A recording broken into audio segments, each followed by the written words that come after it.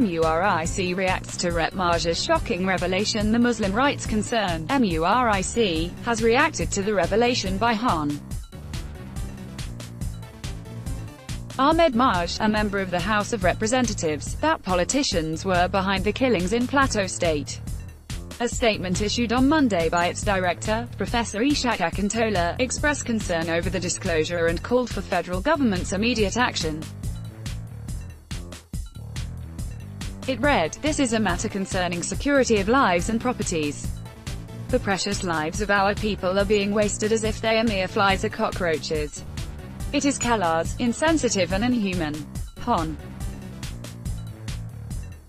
Maje's claims must be investigated immediately.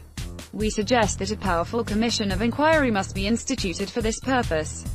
The revelation is quite disturbing. Reference has been made to 4 missing containers.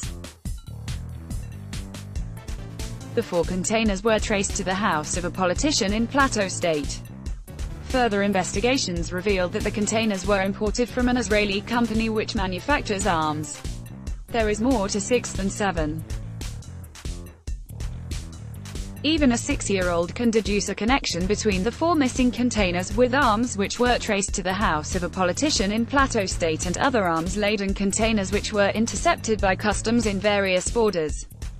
By extension, a link may be established between stories of containers seized at the nation's borders and the aircraft of the former president of the Christian Association of Nigeria, CAN, Pastor Otisehafo, which was seized in South Africa in 2014 after a failed attempt to purchase arms in that country. With hindsight, we can see that those weapons were never meant for the Nigerian military, but were part of the grand plot to arms and kill a militia. But Jonathan's government simply gave Otisehafo a cover-up.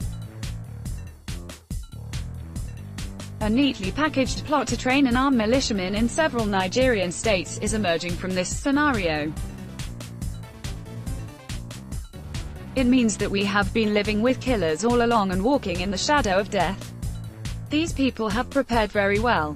They were only moving from state to state to execute their diabolical plot.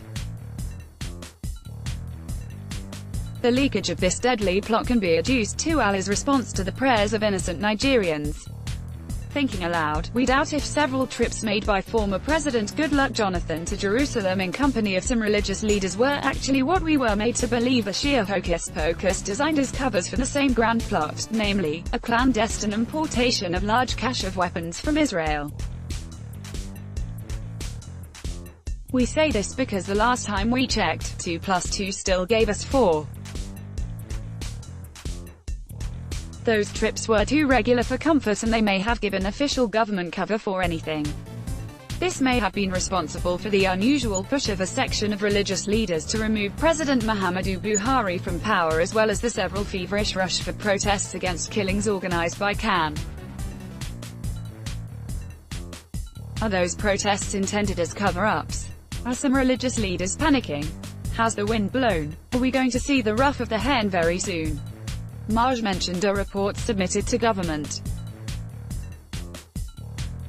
We need to know which government. Was he referring to this Buhari regime, that of Jonathan, Yar'Adua or Obasanjo? Again, when was this report submitted? Where are copies of the report? It is only after we have answers to these questions that we can know whether or not Maje's claim has merit.